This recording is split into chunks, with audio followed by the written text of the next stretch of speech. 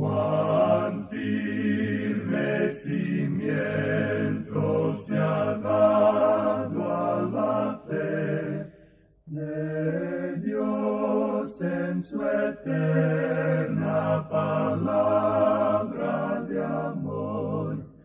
Con el propósito de compartir con usted las inmutables verdades de la palabra de Dios, presentamos A través de la Biblia, un estudio detallado y sistemático de toda la Biblia que le ayudará a conocer lo que Dios ha revelado para nuestro provecho espiritual.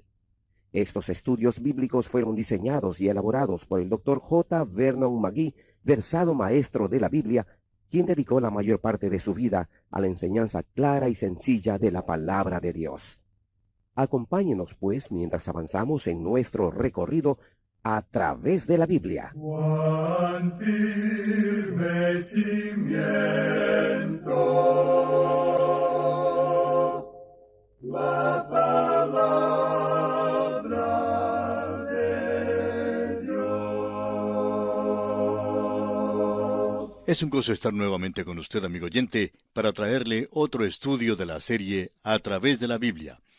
En nuestro recorrido bíblico, amigo oyente, llegamos hoy al pequeño libro de Miqueas, en el Antiguo Testamento. Este es uno de los profetas menores y consta de 7 capítulos. Su nombre, Miqueas, significa ¿quién como Jehová? Esta palabra tiene la misma derivación que el arcángel Miguel, y ese nombre quiere decir ¿quién como Dios? Ahora, hay muchos varones en las Escrituras con el nombre Miguel, pero este es uno que se nos identifica aquí en el primer versículo de su libro. El versículo 1 de este capítulo 1 dice, Palabra de Jehová que vino a Miqueas de Moreset en días de Jotam, Acaz y Ezequías, reyes de Judá, lo que vio sobre Samaria y Jerusalén. Ahora aquí se nos da bastante información. Él era originario de Moreset Gat. Es un lugar a unos 35 kilómetros al suroeste de Jerusalén, cerca de Laquis. Ahora, este no debe ser confundido con ningún otro Miguel de las Escrituras, y debemos tener esto en mente también. Aquí se nos informa que él profetizó en los días de Jotam, Acaz y Ezequías. Estos eran reyes de Judá, y su profecía tiene que ver con Samaria y Jerusalén.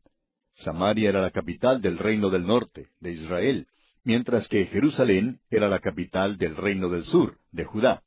Así es que tenemos aquí a un hombre que proviene del reino del sur, pero mucho de su profecía tiene que ver con el reino del norte. Eso ocurrió en esa época en particular, cuando el reino del norte estaba siendo atacado por Asiria. También el reino del sur estaba sufriendo lo mismo. Pero el reino del norte fue llevado a la cautividad por Asiria.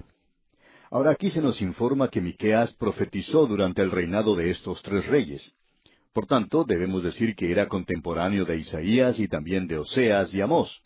Y todo esto tuvo lugar en la última parte del siglo VIII antes de Cristo. Así es que tenemos antecedentes bastante amplios en cuanto a Miqueas. Podemos conocer bastante en cuanto a él. Aparentemente él era amigo de Isaías. A su profecía se le ha llamado un Isaías en miniatura, algo así como un mini Isaías, o podríamos decir Isaías en taquigrafía. Hay algunas similaridades sorprendentes y vamos a destacarlas al avanzar en este estudio. Fueron los altos críticos alemanes de hace ya muchos años quienes hicieron un ataque contra la unidad de este libro.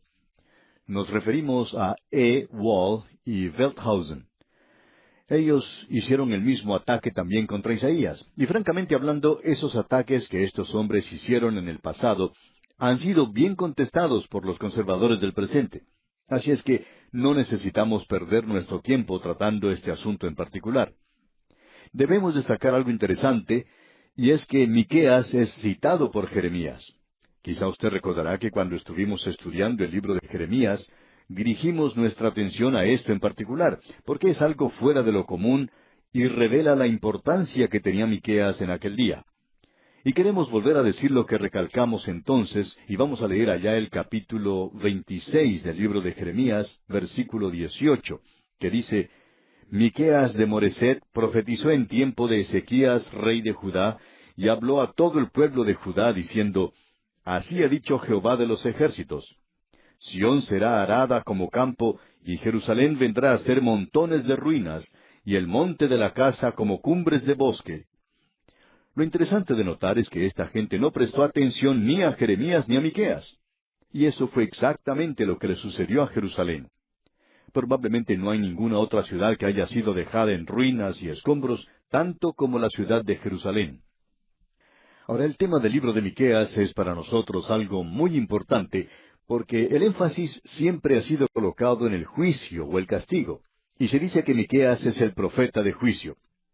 Bueno, aparentemente esto parecería ser cierto, porque en los primeros 3 capítulos tenemos un gran énfasis en el juicio, eso es así.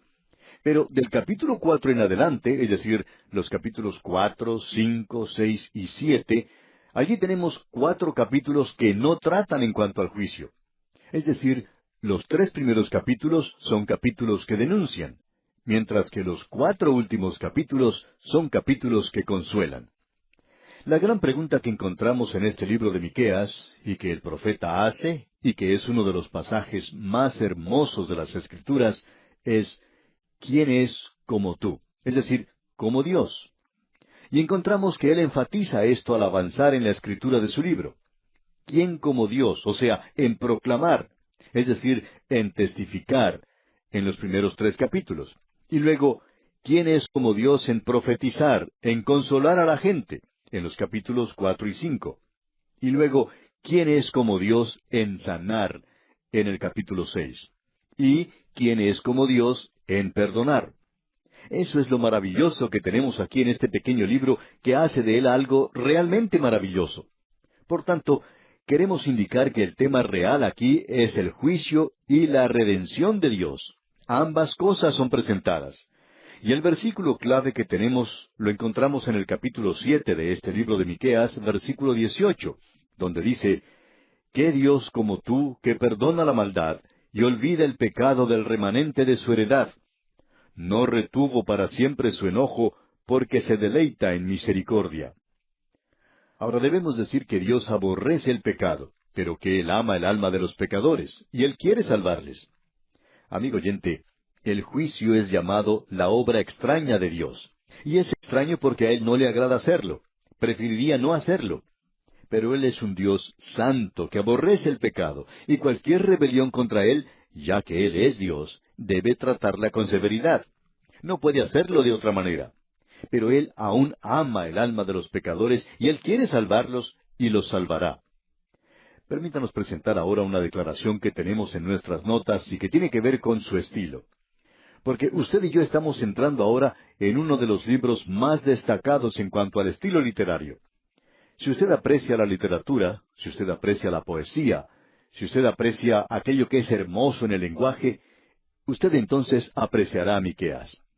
Permítanos presentar entonces nuestra declaración que tomamos de las notas, que dice, para muchos, este es el favorito de los profetas menores. Su escritura es picante y personal. Miqueas era estricto, conmovedor y también tierno. Él era realista y reporteril. Podría haber sido un buen corresponsal de guerra. Existe una belleza exquisita en esto que combina la infinita ternura de Dios con su juicio. Hay algunos pasajes que son muy conocidos para la mayoría de los creyentes, aunque muchos de ellos ni siquiera saben de dónde provienen en la Biblia. A través de la penumbra del juicio que se acerca, Miqueas pudo ver claramente la gloria de la redención de Israel que vendría. Y esto hace de este un libro muy destacado, por cierto. Ahora queremos agregar a esto otro comentario que también hemos hecho en las notas y bosquejos que enviamos. Dice, Miqueas pronunció juicio sobre las ciudades de Israel y Jerusalén en Judá. Estos centros influenciaban a la gente de la nación. Estos son los problemas urbanos que se parecen mucho a los problemas de nuestro propio día. Miqueas condena la violencia, la corrupción, el robo, la avaricia, el craso materialismo, la bancarrota espiritual y el sexo. Se le podría llamar el profeta de la ciudad. Ese es un título que le ha dado otra persona. Bien, creemos que la forma en que uno puede dividir este libro de Miqueas es muy interesante.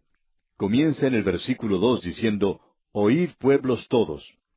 Esa es la primera división. Luego uno puede ir al capítulo 3 y encuentra eso nuevamente. Dije, oíd ahora, príncipes de Jacob.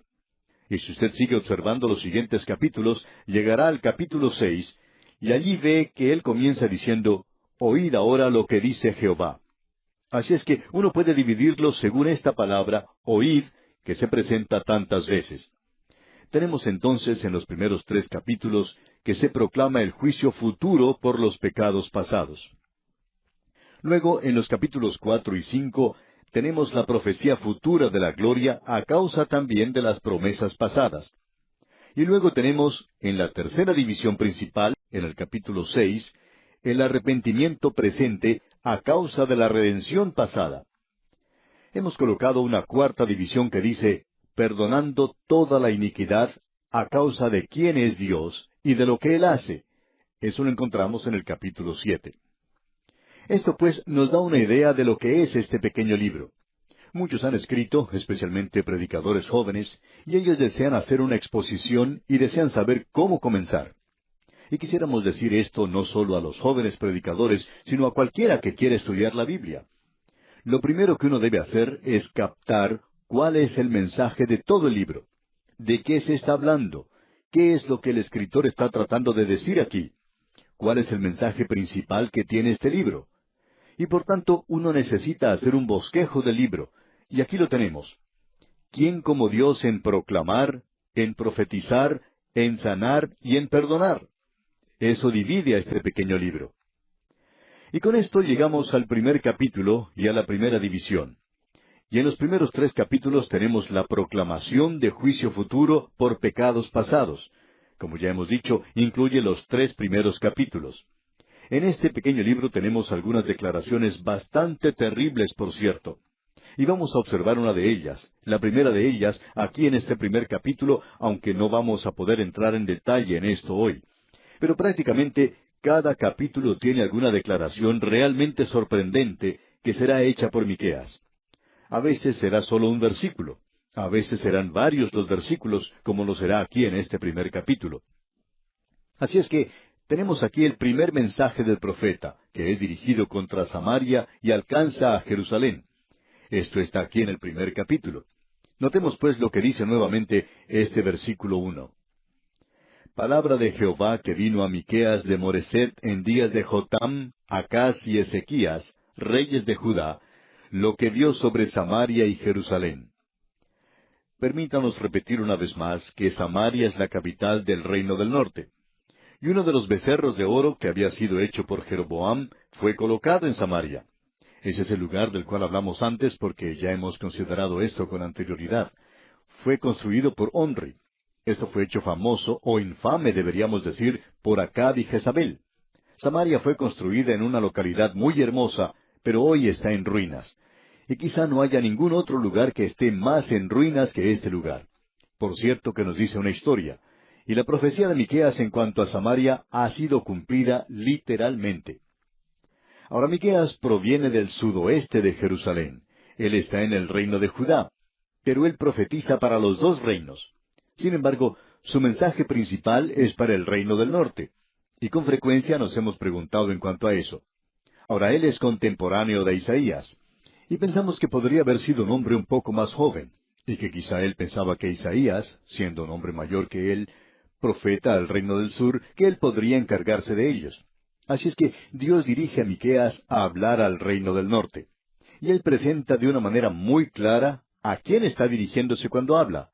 Es imposible llegar a entender mal a Miqueas porque él le informa a uno claramente a quién está hablando él. Con esto llegamos al versículo 2, donde él hace esta declaración. Oíd, pueblos todos. Y con esto comienza la primera división principal. Y Miqueas va a proclamar el juicio futuro contra Samaria. Oíd, pueblos todos. Y esta declaración, pueblos todos, quiere decir precisamente eso, toda la gente, amigo oyente. Eso le incluye a usted donde quiera que se encuentre hoy. Él está hablando a usted. Eso tiene un mensaje para nosotros en el presente. Como ya hemos visto, aunque los profetas hablaron a cierta situación específica, que ya ha desaparecido por mucho tiempo, y aún hasta ese reino ha desaparecido, su mensaje es relevante para el día de hoy porque allí se mencionan ciertos grandes principios. Ahora, lo que nosotros quisiéramos mencionar aquí es que Miqueas y varios de los otros profetas dan a esto una filosofía de gobierno humano. Él trata con aquello que es autoridad falsa y autoridad verdadera en el gobierno. Y este sería un buen libro para que estudiaran los políticos del día de hoy. No creemos que les pueda hacer daño el observar la filosofía de Dios en cuanto al gobierno, porque hablando honradamente, amigo oyente, la forma de gobierno que se utiliza en el presente no está dando resultado. Y la razón por la cual no da resultado es porque ha sido creada por hombres que no eran cristianos, y no se les podía llamar cristianos porque no conocían la Biblia, ni siquiera se les permitía leerla.